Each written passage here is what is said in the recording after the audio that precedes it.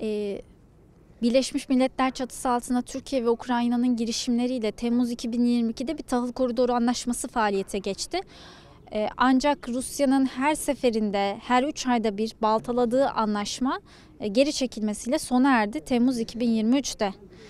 Tahıl Koridoru Anlaşması kapsamında Ukrayna'dan Türkiye'ye toplamda kaç milyon ton tahıl ihraç edildi? Е, Українадан Türkiye'ye tranzitlerde dahil. Evet. Окей. Вона дала підводку щодо зернового коридору, і цей зерновий коридор функціонував майже рік. Скільки мільйонів тонн з України в Туреччину потрапило українського зерна? Всього ми експортували за допомогою Туреччини 33 мільйони тонн, з них 3 чи більше 3 мільйонів тонн потрапило до Туреччини і було перероблено тут для потреб внутрішніх і також зовнішніх країн. Toplamda tahıl koridoru üzerinden 33 milyon ton tahıl ihraç edildi. Bunlardan yaklaşık 3 milyondan fazlası Türkiye üzerinden ya işlendi, iç pazara yöneltildi ya da üçüncü ülkelere ihraç edildi yine. Erdoğan'ın Putin'le Soçi ziyaretindeki görüşmesinde tahılların daha çok batıya gittiğine yönelik bir propaganda konuşuldu Rusya tarafından. Ancak tabii ki bu doğru değil. Asıl sonuçları bir de sizden duyalım. Tahıl Koridoru Anlaşması kapsamında Ukrayna, tabii bunu yüzdeliğe vurursak hangi ülkelere yüzde kaç oranında tahıl ihraç etti? Під час поїздки Ердогана в Сочі Путін заявляв претензії щодо того, що Україна експортує зерно не в країни, які потребують, а безпосередньо західні країни. І це було поширеною пропагандою. Якщо співвідносити їх в відсотках, яка частина зерна в які країни потрапила в рамках цього коридору? Насправді більша частина зерна, яка вивозила зерновим коридором, вона потрапляла до європейських країн, якщо враховувати також і Туреччину і Іспанію. Але значна частина потрапляла в Азію, зокрема до Китаю. Китай був першим реципієнтом цього зерна. Також значна частина зерна йшла до країн Африки і Азії. І якщо подивитися то зерно, яке було перероблено в європейських країнах, то значна частина була закуплена міжнародними організаціями для постачання в бідні країни. Eğer bu tahılın gittiği ülkelere bakacak olursak, Türkiye'nin de içinde bulunduğu büyük çoğunluğu Avrupa ülkelerine gitti. Özellikle İspanya ve Türkiye dikkat çekiyor. Ancak buraya gelen tahıllar işlenerek daha sonrasında farklı ülkelere aktarıldı. Bu noktaya geri döneceğim. Tabii ki de Asya kıtasında özellikle Çin bir numaralı alıcılardan biriydi. Diğer taraftan direkt olarak Afrika ve Asya ülkelerine ihtiyaç duyan ülkelere de yöneltildi. Ama az önce de vurguladığım gibi zaten Türkiye ve İspanya'ya gelen tahılın büyük bir kısmı işlenerek bu ülkelere ve pazarda istikrarı sağlanmak için yönlendirildi. Наприклад, Туреччина відома як країна, яка найбільше постачає муки на міжнародні ринки, є найбільшим експортером.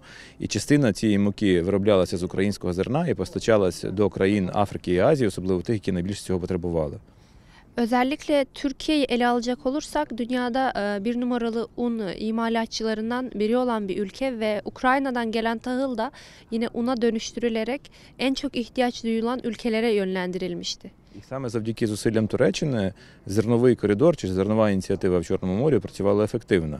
На жаль, неконструктивна позиція Росії заблокувала саму цю ініціативу, що змусило нас шукати інші шляхи. Türkiye'nin sıkı çalışmaları ve katkıları sayesinde tahıl koridoru bir yıl boyunca verimli bir şekilde çalıştı. Ancak diğer taraftan Rusya'nın yapıcı olmayan tavırları vardı ki sonunda tahıl koridorunun sonlanmasına kadar yol açtı. Ve bu bizi aslında alternatif güzergahlar araştırmaya itti. Ми з Туреччиною розділяємо відповідальність за глобальну продовольчу безпеку і працюємо не тільки в рамках минулого зернового коридору, але й зараз, розробляючи ініціативи по імплементації формули миру президента Зеленського.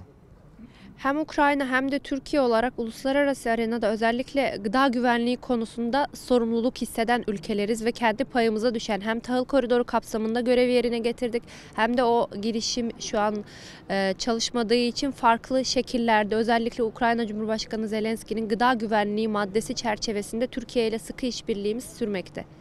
І ще одною ініціативою, це, звичайно, є ця ініціатива Grain from Ukraine, це внески України бідним країнам за допомогою World Food Program.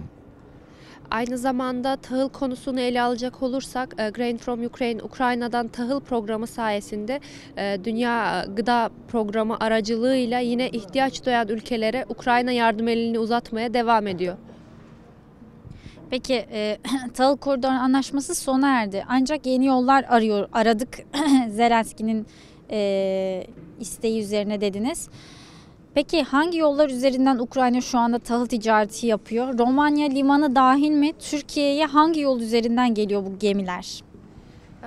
За дорученням президента Зеленського ви сказали, що почали шукати альтернативні шляхи поставки, і ми знаємо, що поставки зерна з України продовжуються. Чи включає цей новий ланцюг румунський порт, і яким шляхом українське зерно потрапляє в турецькі порти?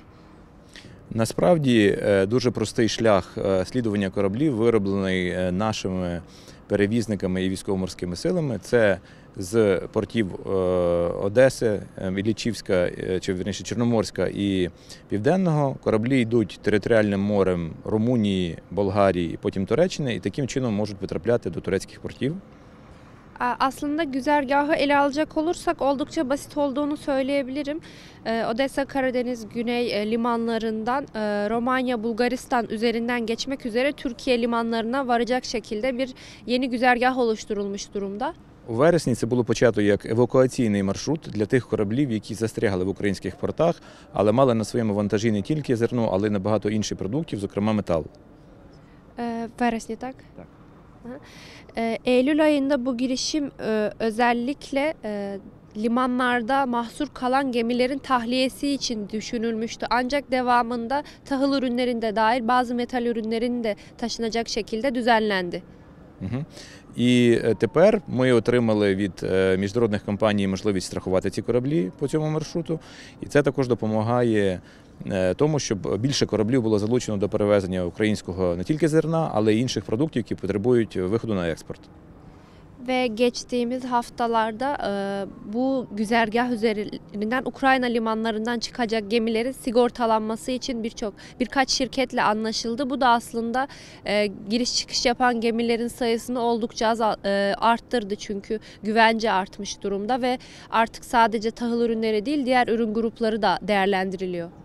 Туреччина має серйозні спроможності для того, щоб переробляти це зерно, для того, щоб його перевалювати, перевозити в інші країни. І сьогодні ми є свідком цього прикладу, коли наше зерно зараз пакується в мішки і перевозиться до країн з найбільшої потреби на кошти World Food Program. Türkiye'nin tahılı depolama, işleme ve üçüncü ülkelere gönderme konusunda çok ciddi bir potansiyeli var ve bugün de biz aslında bu potansiyelin bir örneğini görüyoruz. Dünya Gıda Programı aracılığıyla ve kapsamında Ukrayna tahılı Türkiye'ye getirildi. Buradan da Nijerya'ya en çok ihtiyaç duyan ülkelerden birine aktarılacak. Peki tahıl koridoru anlaşmasına tekrar dönüş yapılabilir mi? Чи є можливість повернення до зернового коридору? Зараз ООН і турецька сторона проводять відповідні переговори з тим, щоб добитися відновлення цього зернового коридору на взаємовигідних умовах. Але для України важливо, щоб питання, які стосуються української безпеки, безпеки кораблів, були абсолютно враховані, і позиція України тут в даному випадку була ключовою. Hali hazırda Birleşmiş Milletler ve Türkiye Cumhuriyeti anlaşmadan ayrılan tarafla geri dönüş için görüşmelerini sürdürüyor, müzakereler devam ediyor. Ancak bizim Ukrayna olarak elbette talebimiz bu girişimin devam etmesi durumunda Ukrayna'nın ve Ukrayna limanlarının, gemilerinin güvenliği olacak. Çünkü bu koridor herkesin yararına çalışacaksa kabul olur. Ви знаєте, що ми виступаємо за те, щоб забезпечити свободу цивільного судноплавства в Чорному морі, і це має бути основною умовою відновлення зернової ініціативи, а також забезпечення безпеки наших портів. Це є одна з ключових вимог до відновлення зернової ініціативи. Ukrayna olarak birçok kez ifade ettik. Biz Karadeniz'de ve bütün denizlerde sivil seyir sefer serbestliğini destekleyen bir ülkeyiz. Ancak burada Ukrayna'nın tahıl koridoruna dönmesinin şartlarından biri de elbette Ukrayna limanlarının güvenliği olacak. Hazır Ukrayna limanlarına da değinmişken son bir soru. anlaşmayı baltalayan, Ukrayna limanlarını bombalayan Rusya dedi ki 1 milyon ton tahılı Afrika'ya biz ihraç edeceğiz. Bu gerçekleşti mi? Росія, яка під час зернового коридору зривала ініціативу, після виходу з неї заявила, що буде готова поставляти мільйон тонн зерна в найбідніші країни Африки. Але потім це якось впало з порядку денного і ми не побачили результат. Чи є у вас інформація? Ну, це, мабуть, краще запитувати країну-агресора, але з всього видно, що це Росія як брехун і країна-агресор постійно порушує свої заяви і зобов'язання. Sanırım bu sorunun sonuçlandı mı kısmına cevabı Rusya'ya sormanız gerekecek. Ancak şunu hatırlatmak istiyorum. Uluslararası sorumluluklarını ve verdiği sözleri belki de en çok ihlal eden saldırgan yalancı devletlerden biri. O yüzden pek bir beklentiye girmemek gerek. Якщо ви подивитесь на позицію Росії в рамках зернового коридору, вона була абсолютно неконструктивною. Постійно блокувалися прохід кораблів, не реєструвались певні кораблі до відповідних портів України, створювались перешкоди для інспекції кораблів в портах Стамбулу. Diğer taraftan Rusya'nın tahıl koridoru kapsamındaki tutumuna bakacak olursak asla yapıcı olmayan bir tavırla karşı karşıyayız. Çünkü sürekli olarak Ukrayna limanlarına saldırı girişimleri başlatıyordu. Bunun dışında özellikle İstanbul'daki müşterek koordinasyon merkezinde denetlemeler konusunda bilerek yavaşlatmaya girişimleri oluyordu. Bunun dışında birçok gemi bloke edildi veya Ukrayna limanlarına kayıtlarına engel olundu. Yani tahıl koridoru kapsamında Rusya asla yapıcı olmadı. Сьогодні Росія також створює загрозу глобальній продовольчій безпеці не тільки через блокування українських портів, але через створення мінних загород, через створення інших перешкод в Чорному морі, через спроби переслідувати кораблі чи перевіряти їх. Це все створює перешкоди вільному судноплавству в Чорному морі. Ve şu anda sadece tahıl koridoru değil aslında genel olarak Karadeniz'i inceleyecek olursak Rusya dünya gıda güvenliğine en büyük tehdit oluşturan ülkelerden biri olmaya devam ediyor. Çünkü hem Karadeniz'i mayınlamaya devam ediyor hem de alternatif güzergah üzerinden ilerleyen gemilere tehdit oluşturmaya veya gemileri takip etmeye varacak kadar farklı faaliyetlerini sürdürüyor.